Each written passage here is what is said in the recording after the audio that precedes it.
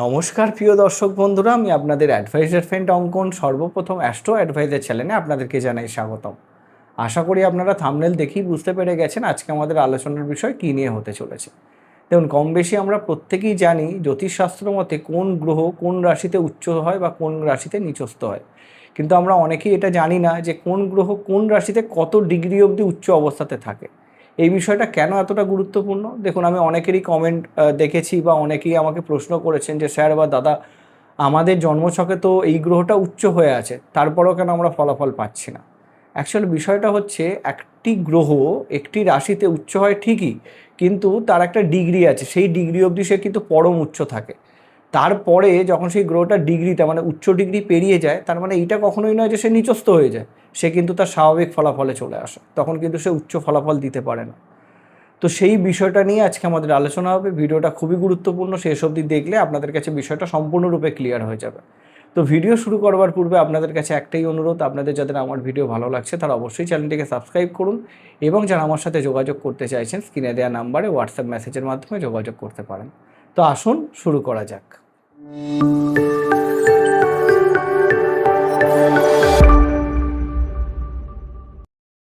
তো আজকে আমাদের আলোচনার বিষয় হচ্ছে কোন গ্রহ কোন রাশিতে কত ডিগ্রি অবধি তার উচ্চ ফলাফল দিয়ে থাকে বা তুঙ্গ বা উচ্চ হয়ে থাকে।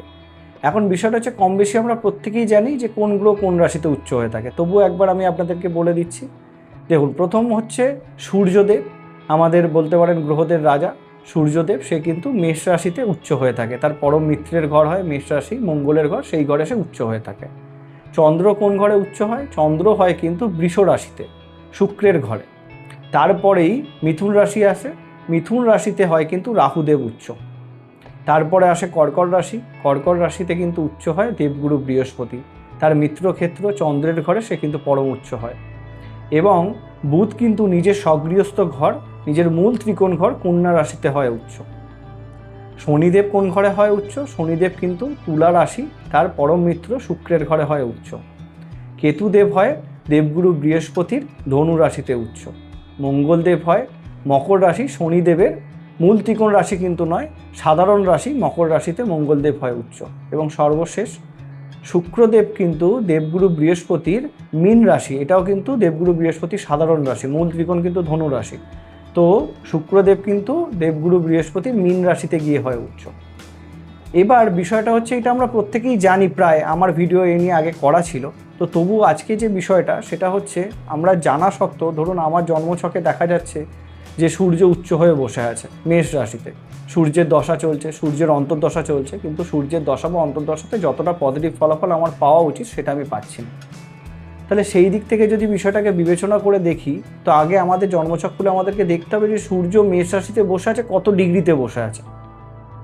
সেই ডিগ্রিটার ওপর ডিপেন্ড করে তার থেকে আমরা কতটা পজিটিভ ফলাফল পাবো, বা সে আদৌ উচ্চ অবস্থাতে বসে আছে কিনা সেই বিষয়টা আমরা জানতে পারবো। তো এই বিষয়টা জানার জন্য আমাদেরকে কিন্তু স্ক্রিনে আসতে হবে। তো স্ক্রিনে যদি আমরা আসি, প্রথম যে বিষয়টা আমরা দেখতে পাচ্ছি, আমার কিন্তু এখানে পরিষ্কার করে প্রত্যেকটা বিষয় মেনশন করা আছে, মেষে উচ্চ সূর্য, এটা পরিষ্কার করে লেখাই আছে, এটা আপনারা দেখতে পাচ্ছেন। এখন বক্তব্য হচ্ছে, মেষ রাশির প্রথম 10 ডিগ্রি অবধি কিন্তু সূর্যদেব হয়ে থাকে উচ্চ। আপনার জন্মছকে মেষের ঘরে যদি সূর্য বসে থাকে, 10 ডিগ্রির ওপরে গিয়ে বসে থাকে, সে কিন্তু তখন আর পরম উচ্চ নয়, তখন সে সাধারণ ফলাফল দেবে। অতএব আমরা এখানে লিখব কি, মেষ রাশির পাশে সূর্যদেব কিন্তু 10 ডিগ্রি হয় উচ্চ। চন্দ্র কত ডিগ্রি অবধি উচ্চ থাকে? বৃষ রাশির মাত্র 3 ডিগ্রি অবধি উচ্চ থাকে। পরিষ্কার। মঙ্গল মকর রাশির কিন্তু সর্বোচ্চ, মঙ্গল হচ্ছে সর্বোচ্চ অবধি মঙ্গল মকর রাশিতে উচ্চ হয়, এবং সর্বোচ্চ 28 ডিগ্রি অবধি মঙ্গলদেব কিন্তু উচ্চ অবস্থাতে বসে থাকে। পরিষ্কার করে বুঝতে পারছেন বিষয়টা?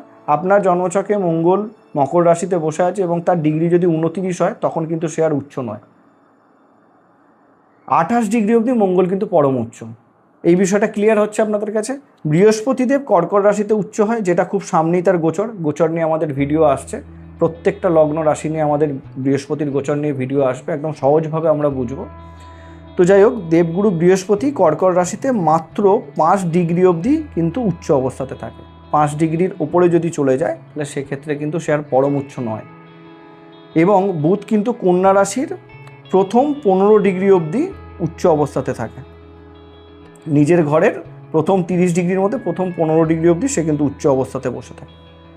শুক্র মীন রাশিতে হয় উচ্চ, এটা আমি প্রথমেই বললাম। এইখানেও কিন্তু শুক্রদেব সর্বোচ্চ 27 ডিগ্রি অবধি উচ্চ অবস্থাতে বসে থাকে। অতএব আপনার জন্মছকে যদি শুক্রদেব মীন রাশিতে বসে থাকে এবং সে যদি বক্রী না হয়, তখন সেক্ষেত্রে কিন্তু এই শুক্রদেব আপনার জন্মছকে 27 ডিগ্রির মধ্যে থাকলে পরম উচ্চ ফলাফল অবস্থাতে বসে আছে এবং সে আপনাকে শুক্রদেবের যেটা নর্মাল ফলাফল, সে আপনাকে ভোগ সুখ চাহিদা শখ শৌখিনতা সব কিছু দেবে। 27 ডিগ্রিতে একটা গ্রহ দুর্বল হয়ে যায় ঠিকই, কিন্তু সে তবু পরম উচ্চ, সেই জায়গা থেকে সে কিন্তু পূর্ণ পজিটিভ ফলাফল দেবে। এবং সেই শুক্রদেব যদি আপনার লগ্ন সাপেক্ষে কারক গ্রহ হয় এবং শুভ গ্রহ হয়, তাহলে সেক্ষেত্রে তার রত্ন পড়ে আপনি পূর্ণ পজিটিভ ফলাফল কিন্তু আপনার জীবনে পেতে পারেন, শুক্রদেবের পূর্ণ এনার্জি আপনারা পেতে পারেন। তো শনিদেব তুলা রাশির 20 ডিগ্রি অবধি কিন্তু উচ্চ অবস্থাতে থাকে। শনিদেব তুলা রাশিতে উচ্চ হয় এবং সে কিন্তু 20 ডিগ্রি অবধি তুলা রাশির উচ্চ অবস্থাতে বসে থাকে। তো এক্ষেত্রেও শনিদেবেরটাও আমরা নর্মালি পজিটিভ হিসাবেই ধরবো, বা ডিগ্রিটা যথেষ্ট আমরা পজিটিভলি ধরতে পারি। এবং রাহু কেতু যথাযথ 20 ডিগ্রি অবধি, দুজনেই সেম ডিগ্রি হয়, 20 ডিগ্রি অবধি কিন্তু রাহু মিথুন রাশিতে এবং কেতু কিন্তু ধনু রাশিতে উচ্চ হয়ে থাকে। 3টে ঘর যাতে কোনো গ্রহ উচ্চ হয় না বা নিচস্থ হয় না, সেটা হচ্ছে কুম্ভ, বৃশ্চিক এবং সিংহ। এই 3টে ঘরে কোনো গ্রহ উচ্চ বা নিচস্থ কিন্তু হয় না। এখন আলোচনার বিষয় হচ্ছে এইটাই যে আপনাকে আগে দেখে নিতে হবে যে আপনার জন্মছকে যেই গ্রহটা উচ্চ আছে সে আদৌ একদম তার উচ্চ অবস্থাতে বসে আছে কিনা। আমরা এতদিন এইটাই জানতাম যে কর্কট রাশিতে বৃহস্পতি বসে আছে মানে সে পূর্ণরূপে উচ্চ, কিন্তু তার ডিগ্রি যদি সাপোজ আমি 5-এর জায়গায় 6 ডিগ্রিও হয়ে যায়, সে কিন্তু তখন আর উচ্চ নেই, তার পরম উচ্চ ফলাফল সে কিন্তু দেবে না, তখন স্বাভাবিক ফলাফল দেবে। এখন উচ্চ কেন হয়, নিচস্থ কেন হয়, এই নিয়ে আমার আগের ভিডিওতে পুরো বিস্তারিতভাবে আলোচনা করা আছে। কেন এই গ্রহটা এই ঘরে উচ্চ হলো, সেই ভিডিওটার লিঙ্ক আমি ডেসক্রিপশনে দিয়ে দেবো, আপনারা দেখে নেন। আজকে আলোচনার বিষয়টা হচ্ছে কত ডিগ্রি অবধি উচ্চ হয়ে থাকে। দেখুন, আমরা এটা জ্যোতিষশাস্ত্র বলছে আমাদের জন্মছকে যদি 2 বা 3-এর অধিক গ্রহ উচ্চ অবস্থাতে থাকে, তাহলে তারা রাজার সমান ফলাফল জীবনে পায় বা রাজার সমান জীবন অতিবাহিত করে। দেখুন, বিষয়টা অবশ্যই ঠিক, কিন্তু জ্যোতিষশাস্ত্রের মতামত অবশ্যই ঠিক, কিন্তু বিষয়টা হচ্ছে এইটাই যে প্রথমত হচ্ছে যেই 3টি গ্রহ উচ্চ আছে সেই গ্রহগুলোর ডিগ্রি কত আছে সেইটা অবশ্যই আমাদেরকে দেখতে হবে, এবং তার সাথে সাথে সেই গ্রহটার দশা বা অন্তর্দশা আমরা জীবনে পাচ্ছি কিনা সেটাও আমাদেরকে দেখতে হবে। তবেই কিন্তু সেই গ্রহটার পূর্ণ পজিটিভ ফলাফল বা নেগেটিভ ফলাফল। দেখুন, একটা গ্রহ যখন উচ্চ হয়ে যায়, সে আপনার লগ্ন সাপেক্ষে নেগেটিভ হলেও সে তার সর্বোচ্চ কমফোর্ট জোনে বসে আছে, তার সবথেকে ভালো লাগার জায়গাতে সে বসে আছে। অতএব সে কিন্তু সর্বদাই চেষ্টা করবে যেই নেগেটিভ ঘরেরও তারা অধিপতি হয় সেই নেগেটিভ ঘর রিলেটেড পজিটিভ ফলাফল দেওয়া। এক্সাম্পল হিসাবে যদি খুব সহজভাবে আপনাদেরকে আমি বুঝিয়ে বলি, ধরুন কন্যা লগ্ন, আপনার কন্যা লগ্ন হিসাবে আমরা নেগেটিভ গ্রহ হিসাবে মঙ্গলকে ধরতে পারি, কারণ সে 3য় এবং 8ম ঘরের অধিপতি হয়। তাহলে সে যদি ধরুন এখানে মকরে বসে থাকে, মকর হচ্ছে 5ম ঘর হয়, এখানে আমরা যদি কন্যা সাপেক্ষে বিষয়টাকে দেখি 5th মানে 5ম ঘর হয়, তো 5ম ঘরে যদি মঙ্গল উচ্চ অবস্থাতে বসে থাকে, তাহলে 3য় আর 8ম ঘরের অধিপতি 5মে বসে আছে, সেক্ষেত্রে সে তো নেগেটিভ গ্রহ, অতএব সে তো 5ম ঘরকে পীড়িত করা উচিত, সে উচ্চ অবস্থাতে বসে আছে। কিন্তু আমি এইটা আপনাদেরকে বলতে পারি সে 3য় ঘর রিলেটেড এবং 8ম ঘর রিলেটেড পজিটিভ ফলাফল 5মে বসে সে কিন্তু সর্বদাই দেবে। কেন দেবে? তার কারণ সে তার সবথেকে কমফোর্ট জোনে বসে আছে। সেই জাতক বা জাতিকার এনার্জি হবে তুখর, তার যথেষ্ট শারীরিক ক্ষমতা হবে, তার মাথার সাথে সাথে তার কিন্তু মানে গায়ের জোরও ভীষণ হবে, এবং সেই জাতক বা জাতিকার 5ম ঘর রিলেটেড কিছু নেগেটিভ ফলাফল আসতে পারে, কিন্তু 3য় ঘর রিলেটেড পজিটিভ ফলাফল কি? 3য় ঘর রিলেটেড পজিটিভ ফলাফল মানে তার কমিউনিকেশন স্কিল, তার যোগাযোগ ব্যবস্থা, তার সামাজিক পরিচিতি, তার ছোট ভাই বোন, সেই দিক থেকে মঙ্গল পজিটিভ ফলাফল দেবে। 8ম ঘর তার আয়ু, তার আয়ুকে ভীষণ বৃদ্ধি করিয়ে দেবে, তার বুদ্ধি, তার ষষ্ঠ ইন্দ্রিয়ের ঘর হয় 8ম ঘর, সেইটা তার জাগ্রত করে দেবে। তো এই হচ্ছে বিষয়। 5ম ঘরে বসে যেহেতু সে নেগেটিভ গ্রহ, 5ম ঘরটাকে কিছুটা পীড়িত করবে, সন্তান সুখের ক্ষেত্রে বাধা নিয়ে আসতে পারে। এবার শনি যদি স্ট্রং অবস্থাতে বসে থাকে, তাহলে সেক্ষেত্রে সেই বাধাটা আসবে না, কেন 5ম ঘরের অধিপতিকেও আমাদেরকে দেখতে হবে। তো এই বিষয়গুলো কিন্তু ফ্যাক্ট করে যে কোনো জন্মছকে। আমি জাস্ট এক্সাম্পল হিসাবে আমি কন্যা লগ্ন হিসাবে আপনাদেরকে বোঝালাম বিষয়টা। তো আপনারা আপনাদের ঝটপট জন্মছক খুলে ফেলুন, খুলে ফেলে দেখুন যে আদৌ কোনো গ্রহ আপনার জন্মছকে উচ্চ হয়ে বসে আছে কিনা, এবং সে ডিগ্রিগতভাবে পরম উচ্চ স্থানে বসে আছে কিনা। তাহলে সেই গ্রহটার দশা বা অন্তর্দশা কখন আসছে সেটা দেখে নিন। যে কোনো জ্যোতিষ বন্ধুর সাথে পরামর্শ করলে আপনারা জানতে পেরে যাবেন, বা এখন বর্তমানে অনেক অ্যাপ বেরিয়ে গেছে, সেই অ্যাপের মাধ্যমে নিজের জন্মছক খুলে আপনারা বানিয়ে নিতে পারেন। তো সেখানে গিয়ে আপনারা সেই গ্রহটার দশা অন্তর্দশার অপেক্ষা করুন, দেখবেন সেই গ্রহটার দশা অন্তর্দশায় সম্পূর্ণরূপে পজিটিভ ফলাফল পাচ্ছেন, যদি সেই গ্রহটা সম্পূর্ণ ডিগ্রিগতভাবে একদম মানে যেটা আমি দিয়েছি সেই ডিগ্রির মধ্যে বসে থাকে। আর একটা বিষয় আমি আপনাদেরকে বলে রাখি যে চন্দ্র যে 3 ডিগ্রি অবধি মাত্র উচ্চ হয়ে বসে থাকে জন্মছকে, জ্যোতিষশাস্ত্র বলছে গোটা পৃথিবীতে 80 থেকে 90 বা 80 থেকে 85% মানুষের জন্মছকে চন্দ্র পীড়িত। এখন পীড়িত বিষয়টা সম্পূর্ণ আলাদা, উচ্চস্থাতে পীড়িতর কোনো বিষয় নেই।